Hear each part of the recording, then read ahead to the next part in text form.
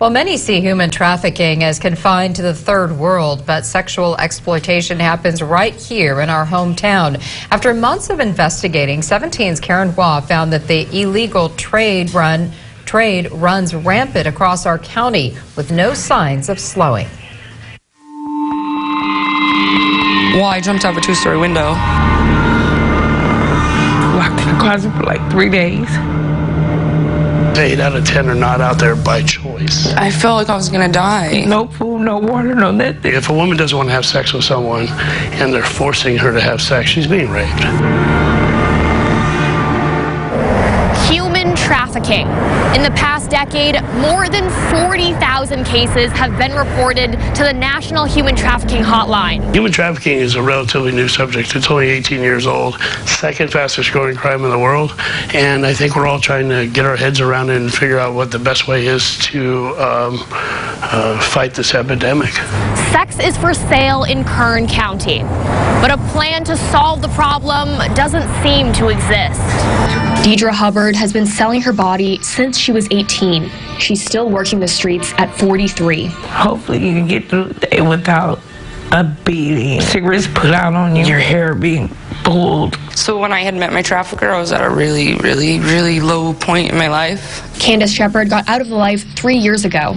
I've never been so scared in my life. Both Shepard and Hubbard relocated from the Central Valley to Nevada, lured with the promise of better lives.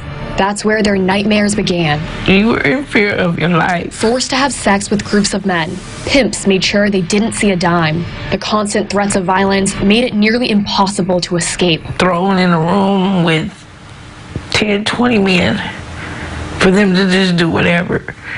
And you're supposed to just take it. I was broken. I was so broken.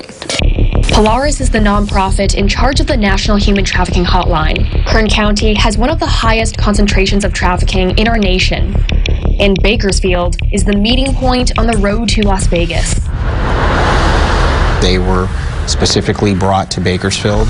In population, Kern County is the 11th largest in the state.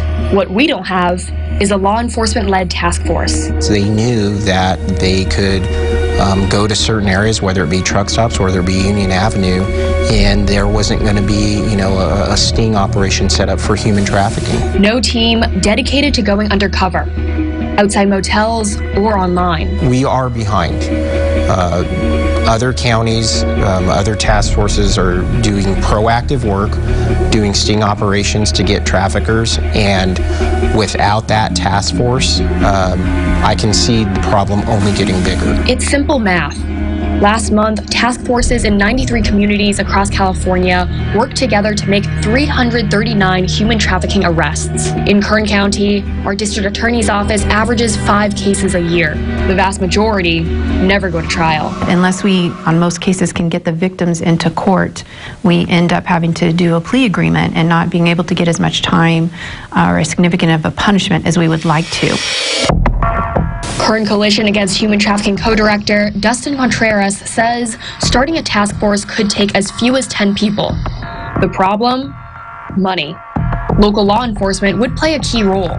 It's something that I think we would definitely like to have, but it's a matter of managing resources and making sure it is a significant problem. It is something that we want to be able to combat. We want to be able to respond to anything that our community has, but we only have a finite amount of resources, and we have to deploy them as we see fit. The Kern County Sheriff's Office declined to comment for this story.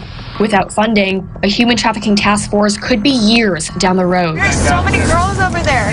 Magdalene Hope is a faith-based nonprofit, hitting our streets, dedicated to helping trafficked women since 2009. So the majority, the great majority, are actually being forced to do this, so they're victims, they're not criminals. And 10 out of 10 of those men who are out there, they're criminals.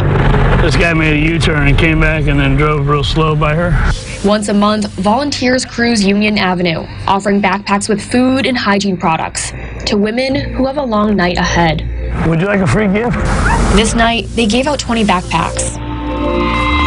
I feel for the girls who go through it because they're so scared. They're terrified. In their decade of operation, Magdalene Hope has rescued 110 women, bringing them to a secluded shelter with counseling services.